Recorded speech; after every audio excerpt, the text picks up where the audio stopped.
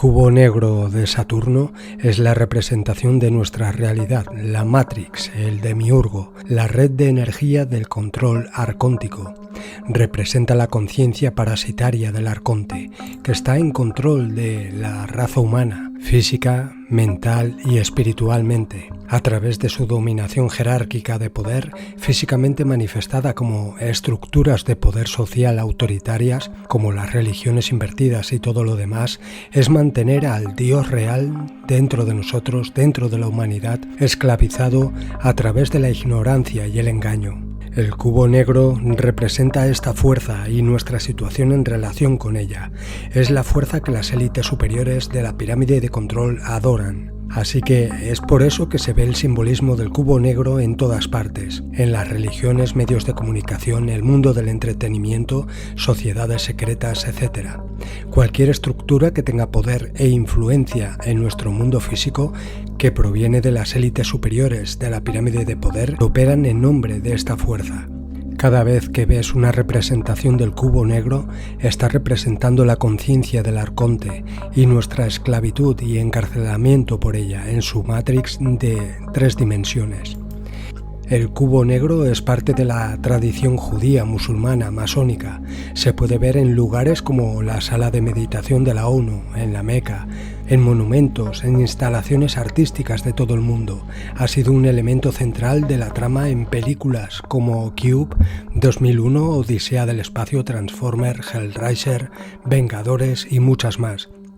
El cubo es tratado como un objeto hiperdimensional o tesseracto que es capaz de doblar el espacio-tiempo. Además, a veces también es retratado en el mundo del entretenimiento como una especie de prisión en la que la humanidad está atrapada.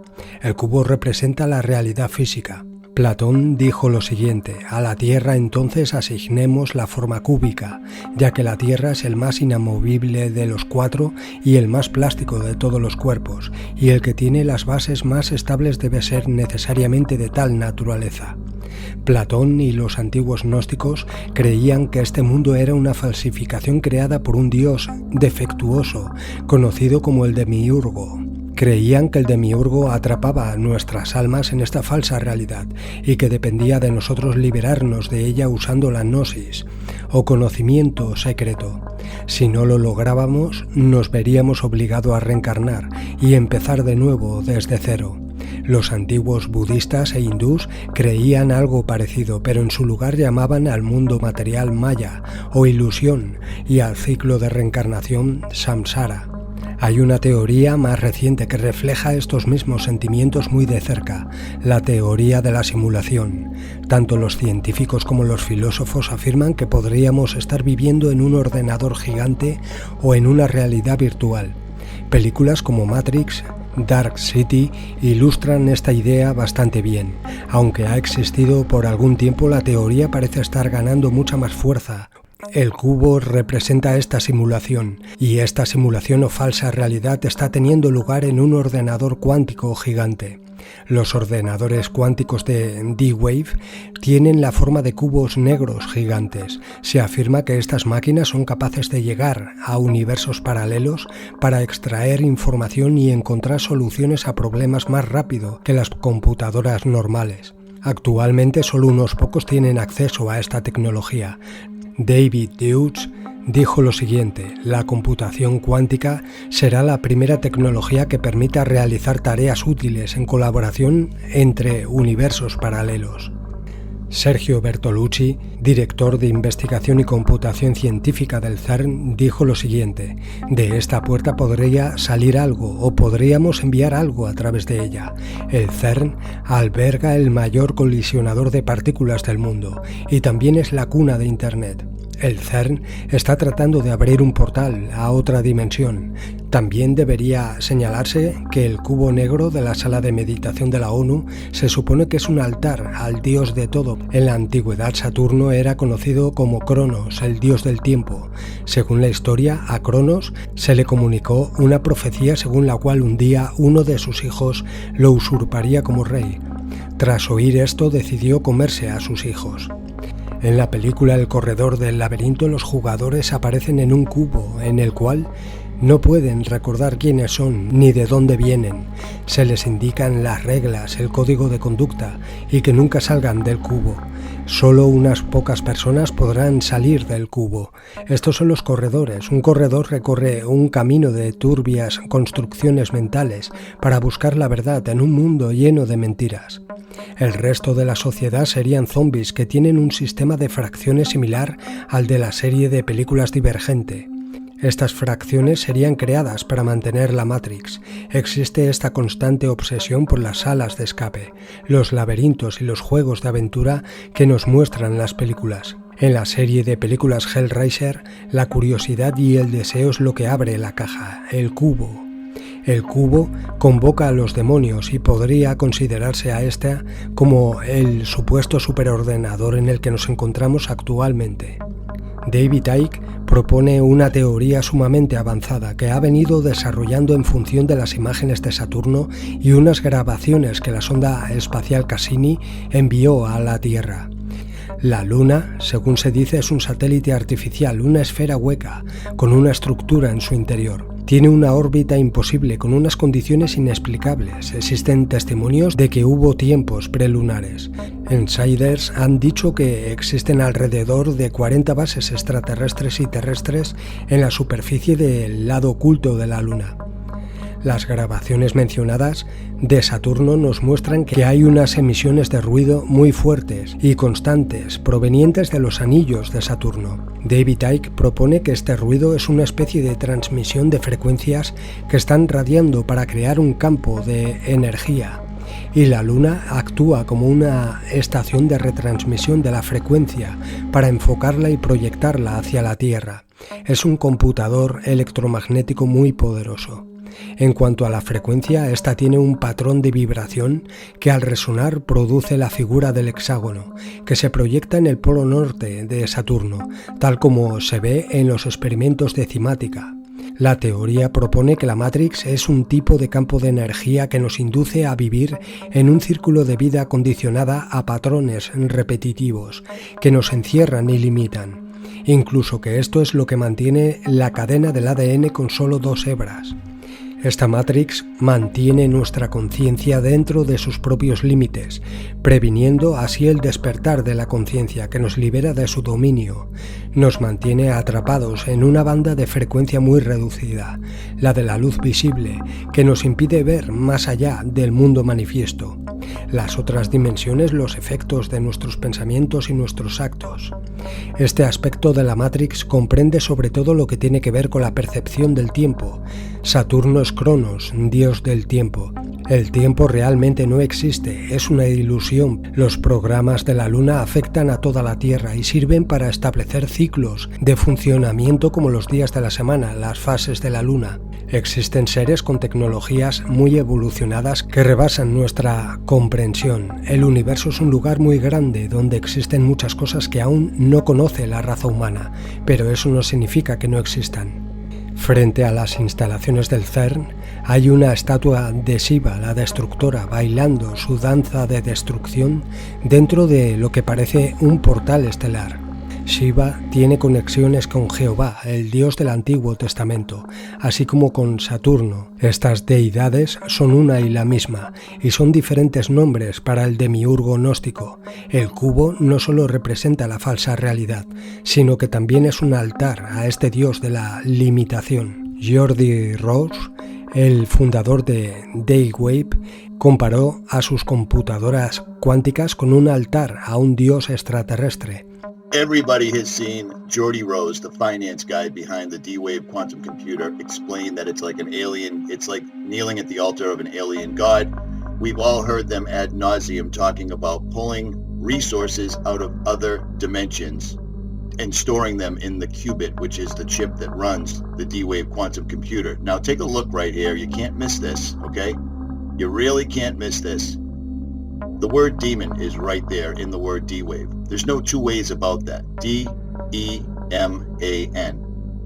And of course, that's coincidental. It's the same thing. It's the same coincidence that puts the 666 in the CERN logo. But this video is going to be able to prove to anyone that you know exactly what these guys are doing with their own word. A lot of people think that Geordie Rose is the inventor of the D-Wave. Geordie Rose is the money man behind D-Wave. This guy, for the most part, is one of the brainchilds. You may have heard this word quantum computing. It's often, people have the misconception that it's some kind of newfangled supercomputer. It's decidedly not that. Quantum computers allow us to access hidden features of nature, new dimensions, and if we can access these sort of hidden dimensions at scale, we could have unimaginable computing power. Okay, so we've all heard that ad nauseum. These guys are not shy about it. They are straight up telling us they're pulling other dimensional beings and information from these beings, the all-seeing gods, whatever you want to call them, and they're bringing them back to our planet. How about that? Now here's Geordie Rose in July talking in Vancouver, British Columbia, to a bunch of computer programming students, and he's trying to encourage them to come work for D-Wave. Now, Kindred, the first place you ever heard about Kindred on the internet was on this channel right here. I was talking about Kindred before anyone even knew what it was. Okay, if you guys remember, several months ago, I put out a video where the people at Kindred, which is the creator of the D-Wave, the finance guy behind the D-Wave quantum computer, Geordie Rose, he started a website, and I put it up. I'm going to say I was the first one to put it up. And when we put the website link up, there was nothing on it. It was, okay, so you see that. I put this up a long time ago, and now this plays. Now, real quick, let me show you somebody. These are drawings done by a writer called H.P. Lovecraft. H.P. Lovecraft is a very strange person whose both of his parents ended up committed. This guy admittedly had night terrors, and he wrote, quote-unquote, science fiction. Parents were committed. He wanted to be a professional astronomer, but never finished high schools. He was best buddies with Harry Houdini, another person who was deeply steeped in the occult. He wrote 100,000 letters in his lifetime, didn't like sex. He suffered night terrors. He inspired Batman, Black Sabbath, South Park, and more. He's not buried under his headstone. And Kulu is one of the drawings I was just showing you. Now, why am I talking about H.P. Lovecraft? Well, because I'm not the only one talking about H.P. Lovecraft. I knew there would be something about the occult. Now, listen to this. Here's a video I put up about a year and a half ago, and it clearly shows CERN alluding to the Mandela effect. These guys were basically flaunting, or they were playing along, basically telling us that they were behind the Mandela effect. Now, why am I showing you H.P. Lovecraft? Why am I talking about the Mandela effect? Okay, here we go. Here's Geordie Rose in his own words explaining that what they're pulling through from other dimensions, it wouldn't be accurate to call them demons because demons doesn't quite sum it up. In this video right here, you're going to hear Geordie Rose in his own words explain that they have opened a literal tsunami and that mankind is not going to be ready for this. Here's Geordie in July talking about the Mandela effect, the quantum key to the pit, and the rumors that CERN and D-Wave are behind the Mandela effect. In his own words. Over the years there, I got sent pajamas, a whole bunch of stuff. There's lots of interesting things that happen when you build something like a quantum computer. But just as an aside, because I thought it was funny, one of the interesting things that's happened from the D-Wave story is there's this gigantic conspiracy that's arisen on the internet that goes like this. So D-Wave built quantum computers. The way that they work, if you know how this works, is one of the interpretations is that you tap into these parallel universes and they do computations. It sounds really weird, but... Notice that he tries to ridicule his own words. It sounds really weird. They tap into other dimensions, but he's clearly showing Anthony Patch, and he just basically glosses over the whole thing. But this is going to get much, much more serious. Now, and I also am playing this at a faster speed to avoid a copyright strike. So there's that. What's happened is this idea has been hijacked to describe something called the Mandela effect, which is this thing where the past changes. So think about something you know to be true from the past. And then imagine you went out on the internet and you can't find it at all. It's not there. It doesn't match with your experience. So these people think that D-Wave is responsible, and CERN. And of course the quantum key to the abyss factors into it somehow. I'm not exactly sure how.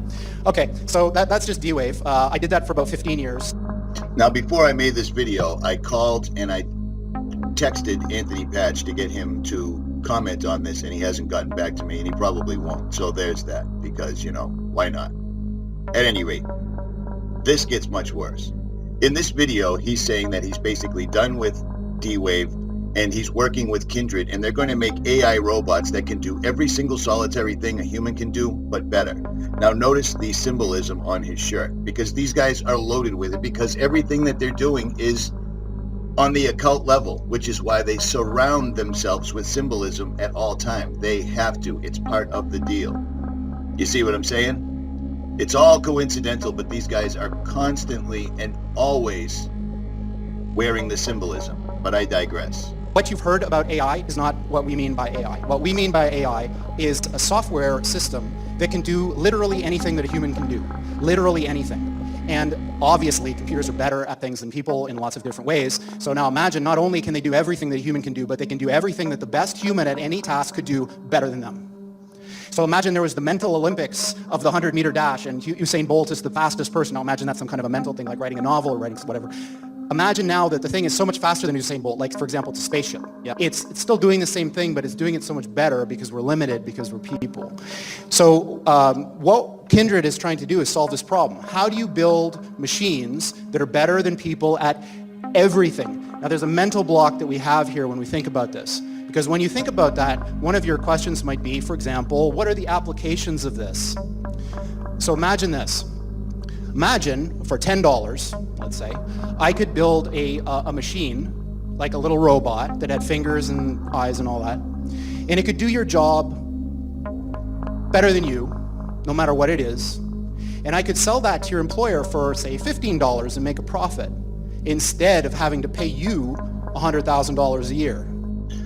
So right off the bat, this goes back to the video that TruthStream Media put out a year and a half or so ago called Obsolete, where they are literally going to replace humanity in no one will have any jobs whatsoever if these guys get their wish, because they're bringing through demonic entities. Now, does that sound like a conspiracy theory? Of course it does, but do you know where that comes from? The horse's mouth.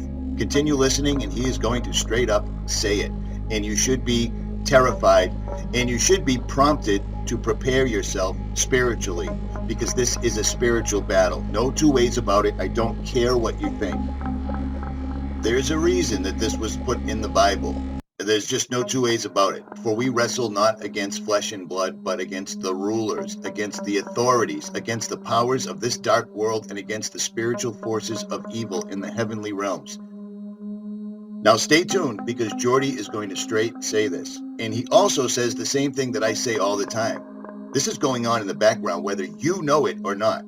He also alludes to the fact that everyone's worried about the healthcare plan and sports and television and the news and politics, while this continues to march on in the background. I've listened to this exact interview with Jordy, or this presentation with Jordy. I've listened to it at least 15 times since yesterday. Now imagine that was true for every single job.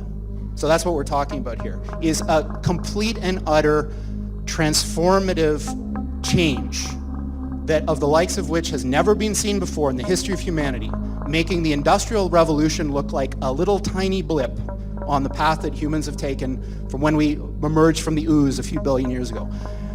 We are right on the verge of that transition now. So this guy, Rich Sutton, is one of the most famous people in the academic world of AI. Now listen. This guy is the guy behind the D-Wave quantum computer, the only quantum computer in the world that is accessing other dimensions, according to what they are telling us. He is telling us that we are on the verge right now. So pay attention, because what he is going to say should shape your entire future. And like many, when asked, when will this happen, he says things like this. 25% chance within 13 years of this thing that I'm talking about. You know, when you think about what you read on the news, you know, CNN, BuzzFeed, whatever, they're all kind of the same nowadays. Think about how unimportant that thing is that you're reading if this is true. Yeah? So what does this have to do with aliens? So Sam Harris, who I quite admire, is a very interesting guy, was reciting this parable at a TED Talk that he was giving, and it goes something like this. So, I am, say I'm the President of the United States. So I receive this message from the heavens. So my microwave dish, my SETI dish, finally captures something. And what it says is, in 50 years, or 13 years, we're coming to your planet. You gotta be ready. Now just imagine what would happen if that happened. A super intelligent alien race beamed down a message to all of us Earthlings saying, we're coming July 13th, 2030, and boy, you better be ready because the mothership is landing right on the front lawn of the White House or wherever you wanted to land on that day. The amount of resources that would be marshaled to try to figure out what to do would encompass the whole world. AI is just like that. So when this thing that I'm talking about happens, it's going to be exactly the thing that you're thinking about those super intelligent AIs.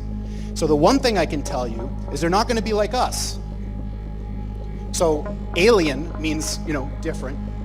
These things that we're building are not going to be people. They might be really smart, they might be really good at all sorts of different things, but they're not going to be like us. They're going to be aliens. And they're going to be, I'm sorry to say, way smarter than every single person in this room.